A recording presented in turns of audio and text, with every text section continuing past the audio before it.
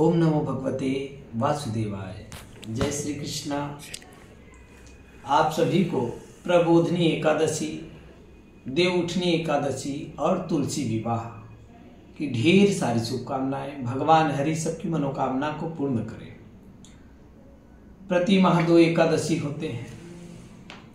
निर्जला आदि सभी एकादशी महत्वपूर्ण है, लेकिन ये एकादशी देवउठनी एकादशी महत्वपूर्ण एकादशी है।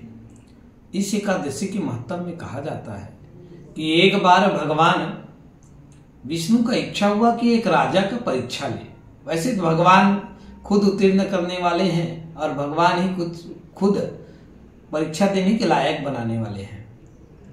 यह राजा भगवान के प्रति एकादशी रहते थे। एक दिन पहले अन्न ग्रहण करना बंद कर देते थे, परंतु हुआ इनकी एक पत्नी और ये राजा नगर भ्रमण करने के लिए राजा निकल पड़े। ओम नमो भगवते वासुदेवाय मन में ध्याते रहते थे।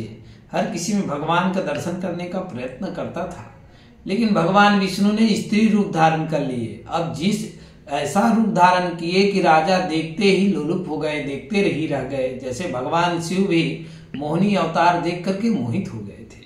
भगवान विष्णु की माया से कौन बचे हैं। राजा मोहित होकर के वचन देने लगे, तुम जो कहोगे वो हम करेंगे, जैसे कहोगे वैसे जिएंगे। हाँ, बोले पूरे राजपाट का बागडोर मेरे हाथ में दोगे? बोले अवश्य, पूरे राजपाट का बागडोर मैं आपके हाथ में दे दूंगा। मैं भोजन कहूंगा वही भोजन करना पड़ेगा। 10वीं की तिथि थी। राजा ने हार गया वचन। दूसरे दिन एकादशी था।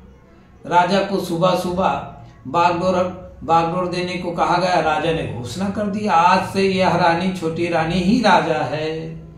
अब पूरे समाज को इकट्ठा किए, बाजार से सब कर्मचारी को, बाजारों सब सामग्री को मंगाए और कहने लगे, कोई आज के बाद एकादशी नहीं मानेगा।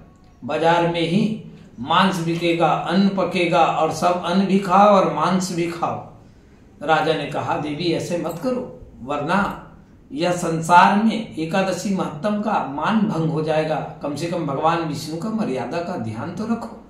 परंतु रानी हठी थी। उन्होंने कहा, तुम अगर मेरी बात नहीं मानोगे तो मैं अपनी अधिकार का प्रयोग करके तुम्हारे बड़े पुत्र, बड़ी रानी से जो बड़े पुत्र थे, उनकी गर्दन धड़ से अलग कर दूंगा।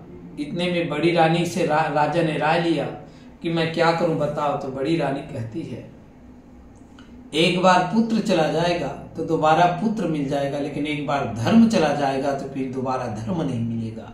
कितनी बड़ी त्याग की प्रतिमूर्ति वह रानी ने कहा। फिर राजा ने छोटी रानी को कहा कि तुम जो हो अपना कर्तव्य निभाओ, चाहो तो पुत्र का वध कर दो, लेकिन मैं अन्न ग्रहण नहीं करूंगा। मैं एकादशी के दिन ये अन्न को छूंगा भी नहीं।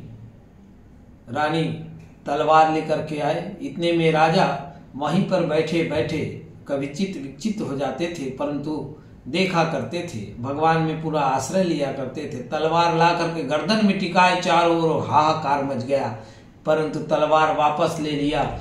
और रानी जो है, छोटी रानी साक्षात विष्णु थी। वह प्रकट हो गई अपने शरीर के साथ और कहने लगे कि हे राजन, बड़ी रानी और तुम्हारा परीक्षा लेने के लिए मैं यह स्वांग रचा था, यह लीला रचा था। इस परीक्षा में तुम लोग उत्तीर्ण हो गए हो, मांगो वरदान। तो भगवान विष्णु से एक भक्त कहता है, हे दीन दयाल दया करो, कुछ मांगने का इच्छा अंदर में मत रखो, बस आप प्रसन्न रहो, हमारे कर्म से आप प्रसन्न रहो। भगवान प्रसन्न हो गया और अपने धाम में उसको सायुज्य एक मुक्ति होती है और एक मुक्ति स्वारूप्य, उसको स्वारूप्य मुक्ति प्रदान कर दिए। मतलब भगवान विष्णु ने अपना स्वरूप राजा को प्रदान कर दिए कि हे राजन, तुम भगवान विष्णु की तरह सदृश देखते हुए वैकुंठ धाम में निवास करोगे। अर्थात यह एकादशी व्रत जो करता है, तुलसी विवाह, देवउठनी एकादशी जो करता है, भगवान उसको सारूप्य मुक्ति भी प्रदान करता है। यम यम चिंतायन्ते तम तम प्राप्नोति निस्तम। जो सोचोगे वो प्राप्त होगी। बस श्रद्धा से आपको एकादशी करना है। जय श्री कृष्ण। ओम नमो भगवते वासुदेवाय।